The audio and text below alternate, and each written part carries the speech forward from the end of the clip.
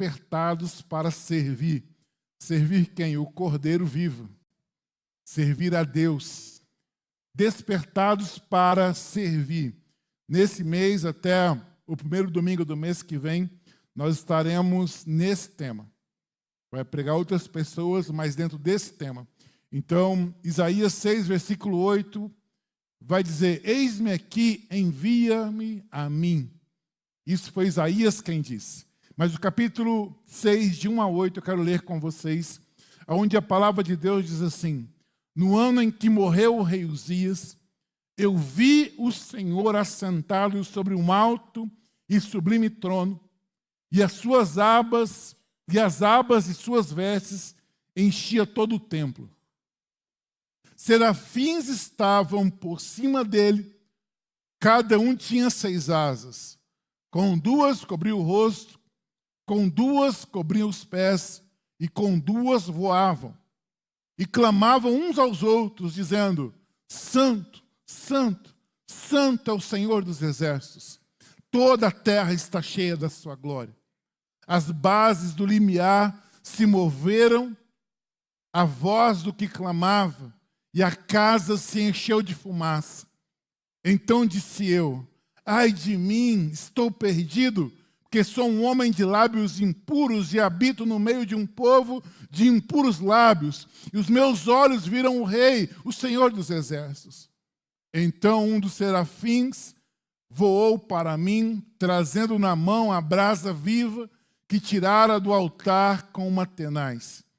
E com a brasa tocou a minha boca e disse: eis que isso tocou os teus lábios, a tua iniquidade foi tirada e purificado o teu pecado. Depois disso, ouvi a voz do Senhor que dizia: a quem enviarei? E quem há de ir por nós? Disse eu: eis-me aqui, envia-me a mim. Esse texto a gente entra nele. Quem tem a mente fotográfica consegue desenhar, né? O Isaías vendo a glória de Deus, vendo o trono, vendo os anjos, vendo a casa sendo cheia, vendo o voo dos anjos, vendo a fala dos anjos, dizendo: Santo, Santo, Santo. É um dos textos mais ricos da Bíblia, porque ele marca uma visão na vida de um profeta e que essa visão mudou toda a sua história. Então eu quero falar um pouco sobre Isaías, para colocar você dentro desse texto. Isaías, ele foi um profeta que profetizou entre os anos... Peraí, eu me perdi aqui, meu Deus do céu. Tá aqui. Isaías foi um profeta que profetizou entre os anos 740 a.C. a 680 a.C. Ele profetizou no tempo de 4 reis: o rei Uzias, Jotão, o rei Acás e Ezequias. Isso está no primeiro versículo. Isaías não foi um profeta qualquer. Ele não surgiu do nada igual os outros, que também foram profetas importantes. Isaías já tinha sua importância desde o seu nascimento. Pela Bíblia, embora não diga, mas pelo histórico dele, Isaías era um camarada preparado, filho de nobre, que vivia dentro do poder político. Ele influenciava a política de Judá. Ele tinha um acesso. Ele profetizava na corte, circulava entre reis e conselheiros e estava nas decisões políticas. Mas Isaías, no capítulo 6, o que lemos, nós vemos um grande mover na vida dele, mas o capítulo 6 não é o capítulo 1. Tem Isaías do 1 ao 5. Tem as profecias de Isaías até o capítulo 6. E até o capítulo 5, Isaías é um. Depois do capítulo 6, Isaías se torna outro. Não é que até o capítulo 5, Isaías não tinha importância, ele tinha importância, ele era de dentro do governo. Ele andava entre os reis, ele tinha uma voz profética. Ele tinha bom estudo, ele escrevia poesia, ele escrevia bem. Ele era alguém de dentro do sistema. Mas ele ainda faltava alguma coisa. Até o capítulo 5, Isaías nos faz lembrar ou arremete para aquele tempo que nós vivemos na igreja. Nós gostamos do ambiente. Nós já conhecemos as músicas, né? Nós já conhecemos o processo, vai começar assim, o pastor vai fazer, entendeu? Você já sabe. Já sabe tudo que vai acontecer. Até o capítulo 5, Isaías se movimenta. Ele tem palavras, ele sabe o que dizer. Mas no capítulo 6, algo novo acontece na vida dele. Até o capítulo 5, Isaías lembra aquela pessoa que gosta da igreja, que gosta do evangelho, que gosta de Deus. Mas no capítulo 6, esse homem muda. Até o capítulo 5, ele era inserido no sistema religioso. Ele era conhecedor da lei, ele tinha consciência moral, ele estava dentro da realidade espiritual de Judá. Até o capítulo 5, Isaías não era um cara distante de Deus, mas ainda não tinha sido confrontado por Deus. Ele não era distante de Deus, não era um inimigo de Deus. Mas ele não tinha tomado aquele choque, sabe? Aquele culto, aquele versículo, aquela música, assim, saiu todo mundo, ficou só eu e Deus. Tem um momento na nossa vida que nós somos confrontados pelo Senhor. Até então, Isaías não tinha sido confrontado por Deus. Ele era um homem instruído, inteligente, como eu disse, ele escreveu com profundidade até o capítulo 5, ele usou linguagens sofisticadas, ele tinha senso, ele sabia falar de Deus, mas ainda não tinha sido quebrado por Deus. Eu não sei se você viveu um tempo como esse. Talvez anos, talvez meses. Eu gostava de estar na igreja, mas teve um tempo que Deus me quebrou. Deus quebrou-me completamente. Isaías não tinha sido quebrado por Deus ainda. Até o capítulo 5, Isaías era um profeta que denunciava os outros. Ele era um profeta que confrontava a injustiça dos outros. Ele confrontava a hipocrisia religiosa de Judá. Ele falava contra a corrupção. Ele chamava o povo ao arrependimento. Ele disse, até o capítulo 5, expressões tipo, esse povo me honra com os lábios. Ele disse, aprendei a fazer o bem. Interessante.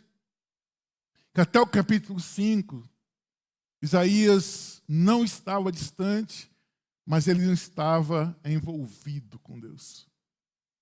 Aí no capítulo 6, nós podemos chamar de a virada. A virada que aconteceu na vida profética de Isaías. Essa experiência que nós lemos no capítulo 6 muda drasticamente até a maneira dele falar. Porque até o capítulo 5, ele denunciava o povo, dizia assim, ai de vocês. Mas no capítulo 6, quando ele vê o Senhor, ele diz, ai de mim. Até o capítulo 6, ele sabia o pecado de todo mundo. Mas no capítulo 6, quando ele vê a glória, ele vê o seu próprio pecado. Então, antes de ver Deus, Isaías tinha mensagem para os outros. Depois de ver a Deus, Isaías teve mensagem para si mesmo. Tudo muda. E tudo muda. Tudo muda na vida desse profeta. Ele já pregava, já denunciava, já estava dentro do ambiente, mas faltava uma coisa, ele não tinha visto Deus. Ele não tinha visto Deus. Me lembra muito, irmãos, os discípulos que andaram com Jesus. E Jesus, lá no final da caminhada com eles, falou assim, olha, quando o Espírito Santo vier, vocês vão se converter. Fazer o quê? Nós não somos convertidos. Não, ainda falta uma coisa. Tem uma coisa nova. Isaías aqui caminhava por Deus, né? Ele falava por Deus. Mas no capítulo 6 as coisas mudam. Antes da visão, Isaías tinha discurso. Depois da visão, ele teve transformação. Tem gente que sabe falar, sabe servir, sabe como funciona. Tem gente que sabe pregar. Tem gente que sabe muita coisa, mas nunca teve encontro. Aquele encontro que desmonta tudo por dentro. Sabe aquela peça do joguinho de dominó que você toca e tudo quebra?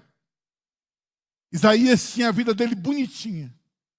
Mas quando ele vê a Deus, a primeira peça cai e tudo rompe. Tudo quebra. Isaías é quebrado e agora ele muda. Isaías 6 não é quando Deus começa a usar Isaías, não. É quando Deus começa a ter Isaías. Isso é muito forte. Não é quando Deus começa a usar Isaías. É quando Deus começa a ter o Isaías. Talvez haja pessoas aqui que são usadas por Deus. Mas a pergunta é, Deus tem você? Deus tem você? Porque no capítulo 6, Isaías agora não é mais alguém de discurso. Ele é alguém que Deus tomou para si. Servir de verdade, o tema é esse. Começa quando Deus não tem apenas o seu serviço, mas tem a sua própria vida. Não é quando Deus tem o que está na minha mão, mas Ele tem o que está na minha mão porque Ele tem também o meu coração. É quando nós nos tornamos dele. Sobre Isaías ainda, a história, os pesquisadores dizem que ele morreu cortado ao meio. Não está na palavra, mas os estudiosos, escritos como o Talmud e outros escritos, dizem que ele foi cerrado ao meio durante o reino do rei Manassés. Faz coro com Isaías, com Hebreus 11:37, quando diz que alguns foram cerrados ao meio.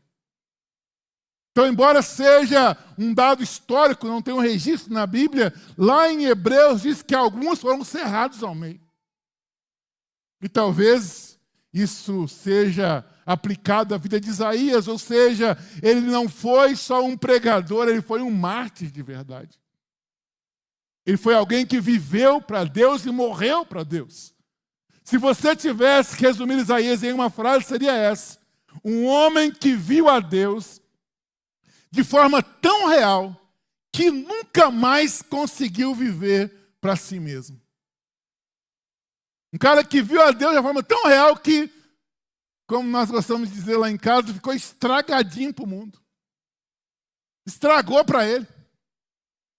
Ele viu a Deus que ficou estragado para as outras coisas. Porque ele viu a Deus e agora ele só anda por Deus. Esse foi Isaías. No ano que morreu o rei Uzias, o texto começa no versículo 1. Não é um detalhe jogado ali à toa, não. Essa informação é muito importante. Diz que no ano que morreu o rei Uzias, o rei Uzias significava estabilidade para Judá. A morte de Uzias significa o fim da estabilidade política. Imagina, ele é um profeta de dentro do poder. Está no poder alguém equilibrado, mas agora entrou outro e agora acabou a estabilidade. Ele vê o trono de Judá agora com medo, inseguro sobre o futuro. Ao mesmo tempo que ele vê o trono humano instável, amedrontado, Deus dá a visão para ele do trono celestial com tudo organizado. Às vezes a nossa vida aqui na terra está uma bagunça, não está? Mas quando a gente olha para Deus, está tudo encaixadinho. Está tudo certinho. Isaías, ele tem essa visão no momento de medo nacional. Enquanto o trono ficava vazio, Isaías vê o trono do céu ocupado. Isaías, ainda mais, ele era casado, a sua mulher é chamada de profetisa, em Isaías 8, versículo 3. Seus filhos tinham nomes proféticos e eram mensagens vivas. Sear-Jazub significa um remanescente voltará, um dos filhos. O outro é Maer-Salal-Hasbaz, que significa rápido ao saque, veloz à presa. A vida de Isaías, irmãos, não era separada da mensagem. Muitos de nós queremos uma mensagem e uma outra vida. Isso não existe. Isaías tinha sua mensagem grudada à sua vida, tanto que os filhos tinham nomes proféticos. A vida dele estava ligada ao que ele dizia. Ou seja, ele praticava, ele vivia o que falava. A vida dele não estava separada. A sua família inteira era um sinal vivo de Deus para o povo. Isaías também é conhecido como profeta messiânico. Ele teve revelações, irmãos, 700 anos antes de vir Jesus. Isaías teve revelações como do nascimento virginal de Jesus, está em Isaías 7. Ele teve revelações do Deus forte, o Pai da eternidade, está em Isaías 9. Ele teve a revelação de Jesus como um servo sofredor, está em Isaías 53. Por isso ele é chamado de o quinto evangelho. Mateus, Marcos, Lucas, João, Isaías. Porque lá em Isaías Jesus está. Lá nos escritos de Isaías, Jesus está. Ele viu a glória de Deus. Olha só como ele passou por uma visão completa. Ele viu a glória de Deus, ele viu o juízo de Deus, ele viu a redenção final através de Jesus, através do Messias. E nesses dias, irmãos, o objetivo dessa série não é que sejamos apenas ativados para servir, mas que sejamos completamente entregues a Deus. Não é ativar, é se entregar. Porque ativação acaba, entrega nunca acaba. Ativação acaba, é um mover, é um movimento. Mas quem se entrega a Deus não para nunca. Porque a minha vida agora é sacrificada ao Senhor. Então a mensagem, o primeiro tema é a visão desperta. Repita comigo, a visão desperta. E vamos orar. Pai, em nome de Jesus, dá-nos, ó Deus, revelação da Tua palavra. Nós queremos entender o poder de uma visão. Porque a visão vai nos despertar para servi-lo para o resto da nossa vida. Pai, nos dê um coração agora que seja uma terra fértil, aberta, preparada para a semente que vai cair, a Tua palavra. Em nome de Jesus, amém. A visão desperta, ou seja, ninguém serve de verdade até ser impactado pela glória de Deus. Sem visão, o serviço vira peso. Mas com visão, o serviço vira privilégio. Como que é isso, pastor?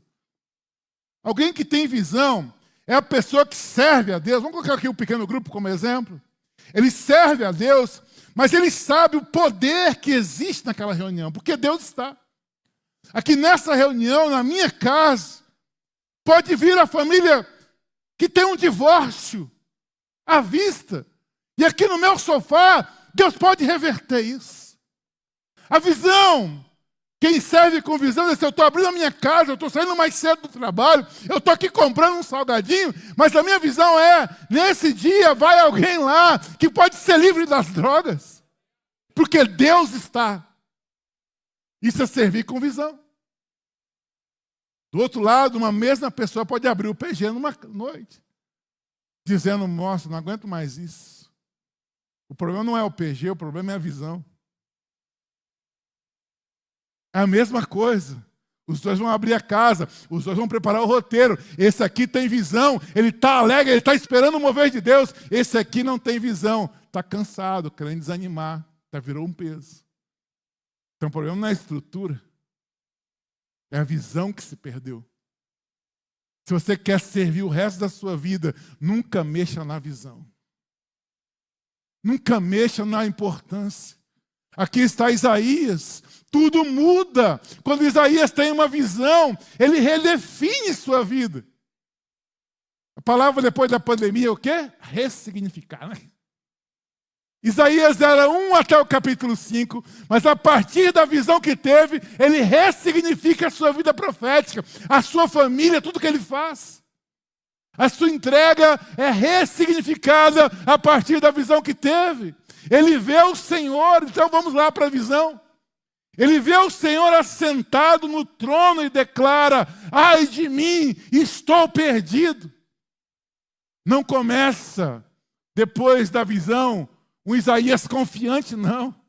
Não começa um profeta forte, não. Começa um cara quebrantado diante da santidade de Deus. Alguns querem ter uma experiência com Deus e pensam assim: depois que eu tiver experiência com Deus, quando eu sair ali na frente, a igreja vai ter um corredor, porque agora eu tive uma experiência com Deus, eles vão jogar arroz em mim. Olha aquele ali, o que aconteceu com ele? Não. Depois da experiência com Deus, aí está dobrado, quebrado, dizendo: ai de mim, ai de mim, ai de mim. Então, tudo muda. A quem enviarei? Ele vê serafins que tocam em seus lábios. Uma brasa purifica ele. E Deus diz: a quem enviarei? Isaías responde: eis-me aqui, envia-me a mim. Isaías aceita uma missão. E uma missão, irmão, pensa numa missão sem graça essa. Depois de Deus mostrar-se para Isaías, abrir a visão para Isaías, Deus diz assim para ele: você vai pregar para um povo que não quer ouvir. Você vai para a nação de Judá, só que eles não querem nada com você. A sua missão, Isaías, é suicida, vai lá. Eu preciso de um doido, e você topou. Porque não tem garantia de sucesso. Mas tem que ser dito. Tem que ser falado. Tem que ser anunciado. Então, Deus não chamou Isaías e disse: agora você vai para as cabeças. Ele falou assim: não tem garantia de sucesso. Ele foi chamado para pregar para um povo endurecido. Vamos agora pormenorizar a visão que Isaías teve. Começa dizendo: viu o Senhor assentado sobre um alto e sublime trono. Isaías não vê um símbolo, ele vê um trono. Trono significa governo. Trono significa autoridade. Ele vê um trono não no chão, ele vê um trono no alto. O que significa que é um trono que o homem não acessa. É inacessível a Deus. Ele vê que aquilo é sublime, é transcendente, é acima de tudo. Ele vê que as abas das vestes de quem está no trono enchia o templo. Enchia o templo. A glória de Deus transbordando, não havia nenhum espaço vazio, porque Deus ocupa tudo. Foi visto isso na inauguração do Templo de Salomão. Foi visto isso no Monte Sinai. A fumaça, a presença foi vista. E diz que aqui Isaías viu que as vestes ocupavam todo espaço. Gente, o nosso coração não pode ter espaço para mais nada, porque a glória do Senhor tem que ocupar todo o espaço vazio. A visão que Isaías está vendo é do nosso coração. Precisa ser um espaço, um coração sem espaço. Ele viu também alguém despertado para servir, é alguém que já viu o Senhor. Aí você pode dizer assim: eu não vi o Senhor. Eu já fui em face a face, já fui face a face na casa, já fui em 500 encontros, já fui em conferência, eu nunca vi esse trono. Eu nunca vi as abas encherem, eu nunca vi. Por isso que eu sou do 1 ao 5. E se eu te provar que você já viu o Senhor? E se eu te mostrar que você já viu o Senhor? Você já viu o Senhor quando você levantou a mão e Ele livrou você do inferno. Você já viu o Senhor quando você foi arrancado de uma profunda depressão. Ou viu alguém sendo arrancado de uma profunda depressão. Você viu o Senhor quando viu alguém se livrar de vícios. Você já viu o Senhor. Você já viu o Senhor quando Ele te tirou dos lugares que você andava. Você já viu o Senhor, irmãos, quando você foi livre de uma vida vazia. Nós já vimos o Senhor. E se você não viu, lê João 1, João 2. Ali está o Senhor, porque Jesus é o Deus encarnado. E Ele veio à terra. Nós já vimos o Senhor. Quando olhamos para a nossa história, quando olhamos para de onde Deus tirou a gente, eu olho para cada um de vocês, talvez não todos hoje, mas eu sei algumas histórias aqui, eu sei ver o Senhor na sua vida. Que Deus me permita, mas que o César e a André me permitam, eu sei a história de vocês. E eu vejo Deus na sua história. Como que eu não vejo Deus? Como que eu não vejo Deus? Como que eu não vejo Deus? Eu sei de onde Deus tirou vocês. Eu vejo Deus na história do Laerte. Como que não vê Deus, Laerte? Nós já vimos o Senhor, irmãos. Você está atrás de um grande evento, peraí, olha para a sua vida. Olha para a sua vida. Olha para a vida da sua casa, para a vida dos seus filhos. Nós já vimos o Senhor. Eu não sirvo a Deus de todo o meu coração porque eu nunca vi. Não, você já viu sim. Você já viu sim. Você já viu. Você está vendo na sua família, você está vendo o Senhor. Nós não só vimos, como estamos vendo. Nós estamos vendo o Senhor. Aqui nessa época foi necessária essa visão do trono, mas hoje não precisa. Se Deus quiser dar, Ele dá. Mas quando eu olho para a Kelly, quando eu olho para a Nana, como que eu não vejo o Senhor? Hein, Fatinha? 16 anos andando junto aqui. Como que eu não vejo o Senhor? Ô, irmãos, espera aí, nós já vimos o Senhor. Nós já vimos o Senhor. Estamos vendo o Senhor. Antes de usar alguém, Deus se revela a ele. Só que Ele já revelou a nós. No capítulo 2 e 3, a visão de Isaías, ele vê serafins e a santidade. Serafins é a modalidade de anjos de fogo. Acima do trono ele viu os anjos de fogo. E os anjos de fogo diziam, como diz o céu todo, santo, santo, santo é o Senhor dos exércitos. E os anjos que eles viram, eles tinham 6 asas. Com 2 asas, os anjos tapavam o rosto. Sabe o que significa isso? Reverência diante de Deus. Sabe quando você vê a glória de Deus, que fala assim, meu Deus do céu. Os anjos não tampam o rosto, porque eles não conseguem olhar para a glória de Deus, são reverentes a Deus. Com 2 asas, eles cobriam os pés. Cobrir os pés significa humildade. Eu não sou digno de pisar nesse lugar.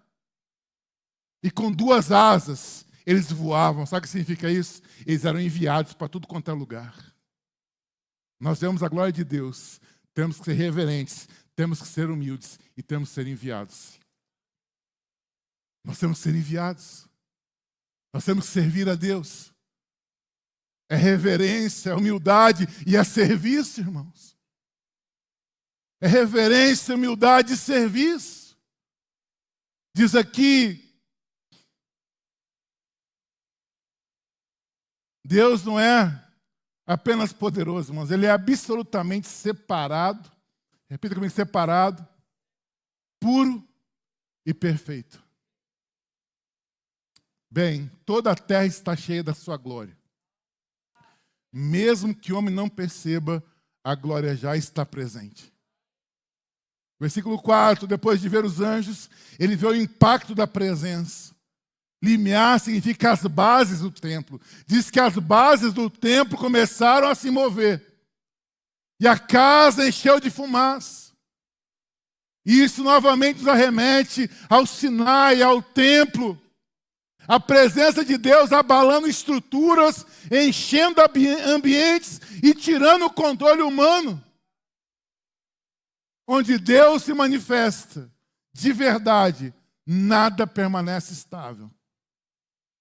Eu quero servir a Deus, pastor, mas eu quero a minha vida assim, tranquilinha. Esquece. Se você quer ser cheio de Deus, se prepara para grandes movimentos. Porque a glória de Deus movimenta a gente. A glória de Deus nos movimenta. Versículo 5, a quebra de Isaías. Ele diz assim, ai de mim, estou perdido. Isaías não pede bênçãos nem poder, porque olha, é uma experiência maravilhosa. Você, eu vou aproveitar a chance. Vou pedir uma fazenda, pedir uma caminhonete. Eu falo assim, não. Eu estou na presença dele, eu estou vendo quem eu sou. Ao invés de pedir bênção, ao invés de pedir prosperidade, sei lá, ele entra em crise. A presença de Deus não é só para nos provocar bênção, irmãos. E claro que ela provoca. Mas a presença de Deus, na maioria das vezes, provoca em nós crises. Foi assim com Isaías. Foi assim com Pedro. Depois da pesca maravilhosa, Jesus entrou para um barco e falou assim, não, Senhor, pelo amor de Deus. Eu não posso ficar aqui. Foi assim com João na ilha de Patmos, quando viu a glória, ele caiu, estrebuchado, assustado. Quando nós vemos a glória de Deus reflete a nossa impureza. E ele diz assim, eu sou um homem de lábios impuros, Senhor. Isaías vê a sua impureza pessoal e também a impureza coletiva. Ele diz assim, eu habito no meio de um povo, habito no meio de um povo de impuros lábios. Quanto mais você vê Deus, mais você vê quem você é realmente. Quanto mais olhamos para Deus, mais revela quem nós somos. Ele diz, os meus olhos viram o rei. Ver a Deus não exalta o homem, ver a Deus quebra o homem. Versículo 7. É como se você estivesse num cinema e vendo assim, coisas lá. Esses filmes aí cheios de efeitos hoje, que o negócio parece que entra dentro da sua cabeça, assim, um negócio doido. Fala assim, isso aí é tudo ficção. Mas de repente a ficção vem no seu peito. Agora você está envolvido no negócio. Isaías teve uma visão. Mas de repente ele está envolvido naquilo. Ele fala assim, ai de mim. E de repente na visão que ele está tendo, o anjo de fogo vai lá no altar, lugar de sacrifício, de substituição, e pega uma brasa e vem para o lado de Isaías. Fala assim, cara, eu só estava vendo, agora eu estou envolvido no negócio. E toca os lábios dele. Poderia tocar a mão? Poderia tocar o pé? Poderia tocar o coração? Por que tocou os lábios? Porque a boca fala do que o coração está cheio. Ele fala assim, purificado estão os seus lábios. Mais um alerta para tudo que nós falamos. Porque o pecado e a iniquidade saem pela nossa boca. Aí, o pecado é o que o anjo está dizendo. Purificado está o seu pecado, eu estou tocando na tua boca. O pecado sai daqui, eu estou purificando aqui. A iniquidade sai daqui, porque a boca está falando que o coração está cheio, e eu estou tocando aqui. Para quê? Para que do mesmo lábio que saía iniquidade e pecado, agora vai sair a palavra profética. Do mesmo lábio que saía pecado, agora vai sair palavra de bênção. Do mesmo lábio que saía pecado, vai sair purificação para a nação.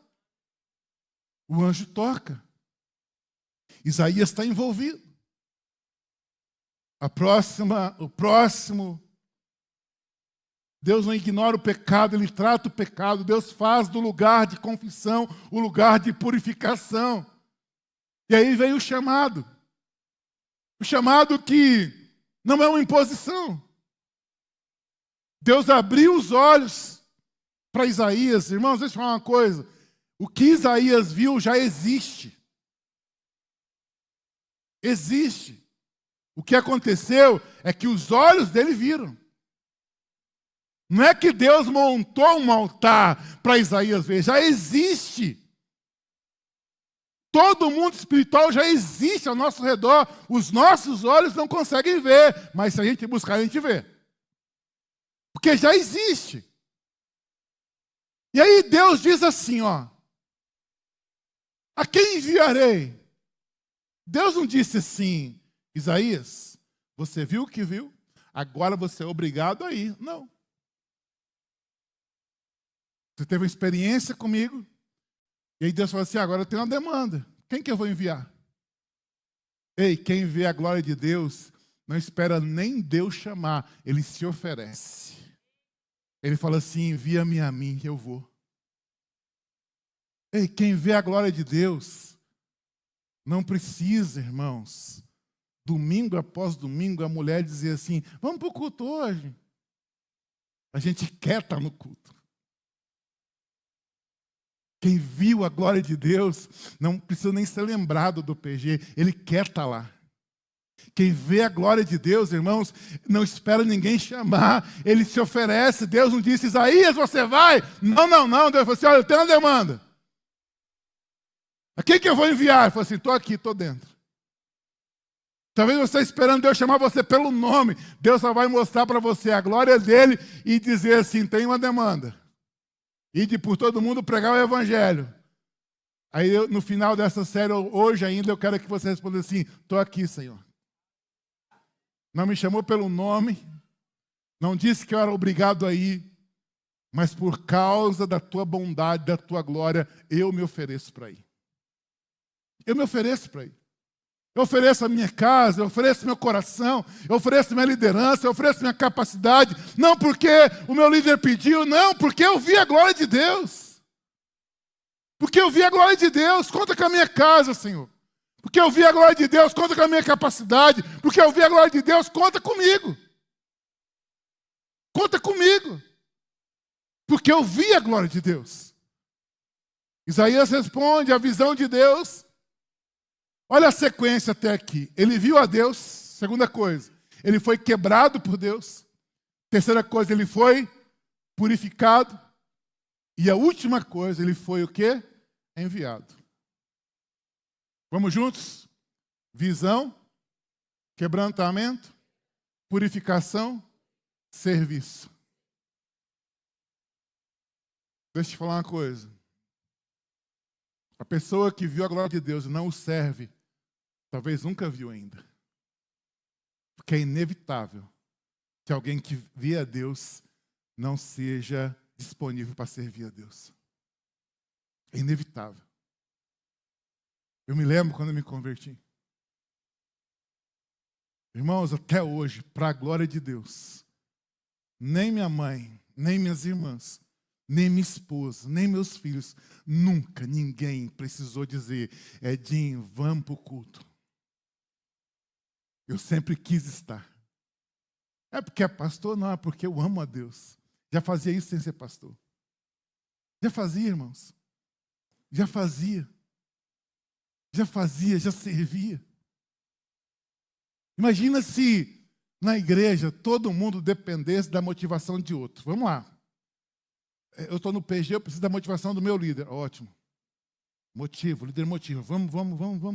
Eu sou líder, eu preciso da motivação do meu líder de setor. Beleza, setor. Vamos, líder, vamos. Eu sou líder de setor, eu preciso da motivação do meu supervisor. Vamos, setor, vamos. Aí eu sou supervisor, eu preciso da motivação do pastor. Eu estou lá, vamos, gente. E quem me motiva? Acabou a corda.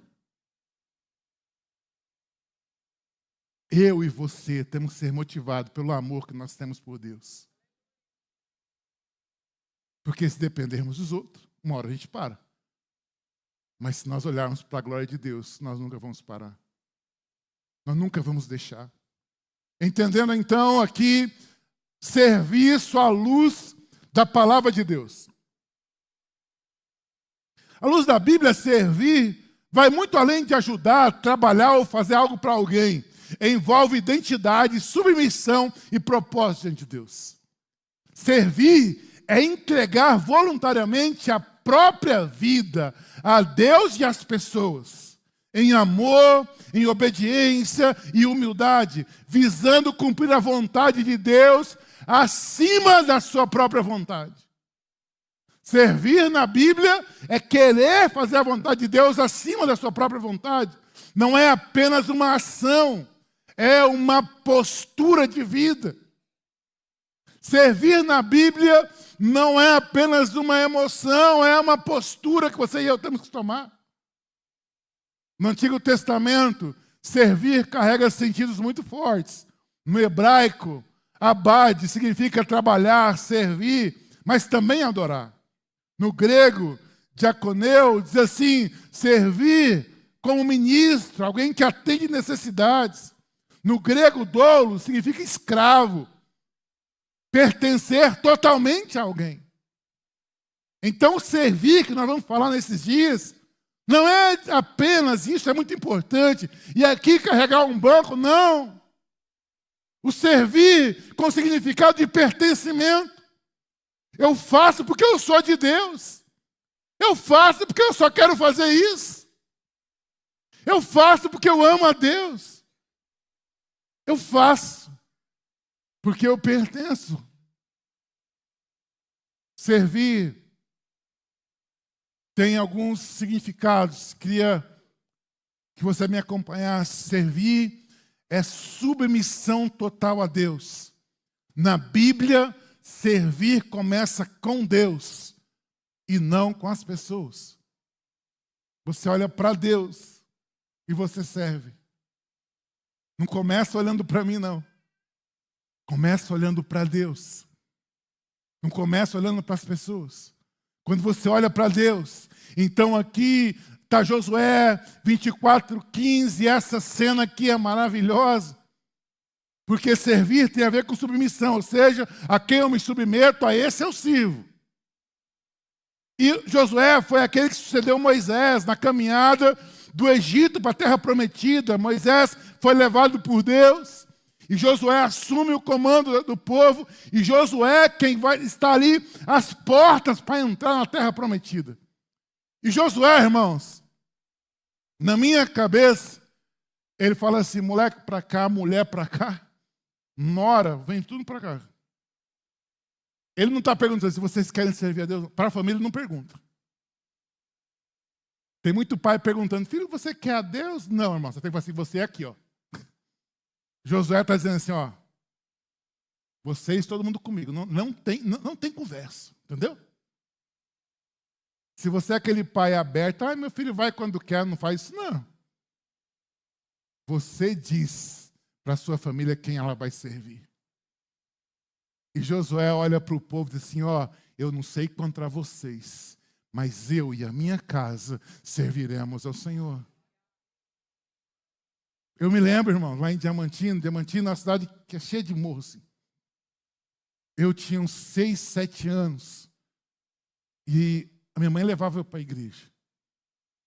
6, 7 anos, eu não sabia nem direito para onde eu estava indo. Só sei que era longe, eu ia chorando, puxando a mão dela, assim, e era longe. Aí eu ia para lá e eu dormia no banco. Babava tudo lá. Engraçado que eu fui pregar lá depois de anos e tinha um irmão que lembrava. Esse é aquele menino que babava tudo aqui. Eu falei, eu mesmo. Só que lá, nos meus 7 anos, uma professorinha lá da salinha mostrou um livrão desse tamanho. Ele abriu o livro no meio assim e mostrou para as crianças. Falou assim, aqui o inferno. Os diabinhos, aquele fogo, trem horrível. Não? Do outro lado do céu, as coisas todas azulzinhas, bonitinhas. Irmãos, eu fui servir a Deus de verdade com 21 anos. Mas desde aquela visão até eu voltar, toda noite eu lembrava o lado que eu estava. Eu estou todo com esse capeta lá. Aí antes de eu dormir, eu falei assim, Deus me perdoa, porque eu estou querendo mudar de lado. Porque eu pensava, se eu morrer à noite de ressaca, eu vou para o outro lado, porque eu pedi perdão. O que eu estou dizendo, irmãos? Eu e a minha casa serviremos ao Senhor. Então, servir, irmãos, é uma decisão de a quem nós vamos submeter. A quem a nossa família vai se submeter. Ninguém vive sem servir a algo. Ou você serve a Deus, ou a pessoa está servindo o dinheiro, ou está servindo o trabalho, ou está servindo o próprio ego, ou está servindo o pecado, ou está servindo o próprio diabo. Mas neutro ninguém está. Quem você serve? Ninguém. Então é você mesmo. Ninguém está na vida sem servir alguma coisa. Ninguém está neutro. Então servir é uma decisão a quem nós vamos submeter, ou seja, servir a Deus é escolher que Deus governe a sua vida. Servir a Deus é decidir, eu escolho Deus, o Senhor governa a minha vida. Servir a Deus é amar na prática. Servir não é discurso, e sim ação. Servi-vos uns aos outros pelo amor. Servir é amor na prática. Então é o seguinte, você nunca vai conseguir traduzir o verbo amor sem a palavra serviço logo em seguida. Esses dias eu arrasei. Tem dia que é negativo, tem dia que é positivo. Esse dia foi positivo. Thalita chegou da escola, acho que era segunda-feira, eu tento tirar uma tarde dele para descansar. A pia estava um estrago. Eu falei, vou lavar essa pia, lavar essa louça. Lavei, limpei. Eu sou caprichoso quando eu quero. Eu olhei lá, irmãos, que eu nunca faço isso. Eu olhei lá, a máquina cheia de roupa. Eu falei, vou estender a roupa. Ó, estendi a roupa.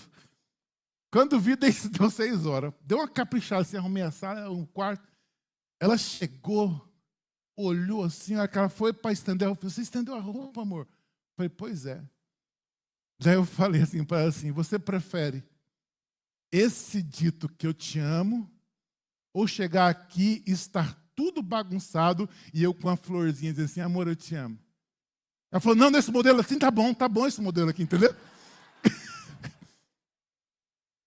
Porque tem cara que é romântico, irmão, mas não faz nada. Tem cara que dá flor, mas não lava a louça. Nossa, quanta cutucada. Eu vi algumas aqui, pelo menos 30 eu vi. Amor é traduzido com serviço. Amor é traduzido com serviço. Eu vi uma irmã falando assim, eu quero esse modelo aí que o pastor fez. Não precisa nem me dar flor, não. Só me ajuda, pelo amor de Deus. Amor tem a ver com ajudar. Amor tem a ver com servir. Então, servir envolve, sim, suprir necessidade, cuidar e se doar. Não é sentimento, é movimento. Servir não é um sentimento. É um movimento. Servir é o caminho da grandeza. O padrão do mundo até Jesus era quem manda é o maior. A partir de Jesus, o padrão mudou. Quem serve é o maior. Autoridade, poder, não está mais em quem manda, mas em quem serve. Tanto é que Jesus fez isso para exemplificar. E diz assim, quem quiser ser o maior, seja o servo de todos. Pastor, porque eu não aguento mais servir. Então você não quer mais ser grande, você quer ser pequeno agora. Porque servir te faz grande. Jesus não falou isso do nada, ele montou todo um cenário. Ele botou os discípulos ali, pegou uma bacia, pegou um pano e começou a lavar os pés dos caras. Pedro quis dar um de bom, tomou uma ali e tal. Aí imagina, irmãos, ele está aqui com uma toalha já toda suja, porque os pés dos caras estavam sujos, está lavando. Jesus, que ressuscitou Lázaro, que curou enfermos, que ressuscitou o menino que vinha morto no caixão. Aí ele olha para os caras sentadinhos, com o pezinho esticado, e fala assim, quem que é o maior aqui? Vocês que estão sendo servidos ou quem serve? Ele dá outro significado.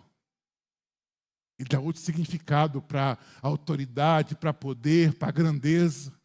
Maior é o que serve. Grandeza significa serviço. Liderança significa entrega. Algumas pessoas querem liderança pelo status. Esses aí não ficam. Mas tem gente que entende liderança como entrega. Esses ficam. Eu não quero ser líder para eu ser visto. Eu quero ser líder para me entregar um pouco mais. Isso é visto nos PGs, é visto nos setores, é visto nas redes. Fizemos lá um encontro de casais agora. O Marlon, a Karine, mais o Manuel e a Jenny foram. Eles serviram a gente o tempo todo. Enquanto nós estávamos lá almoçando, eles estavam lá preparando lembrancinha. E aí eu olhava para ele assim, quem que é o maior aqui, nós ou eles? Eles. que maior é o que serve. No padrão de Deus. Maior é o que serve.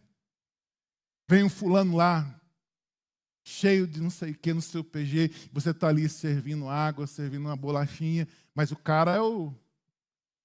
Aí Deus olha assim, quem que é o maior? O cara que chegou aí ou você que está servindo? Bom, você que está servindo.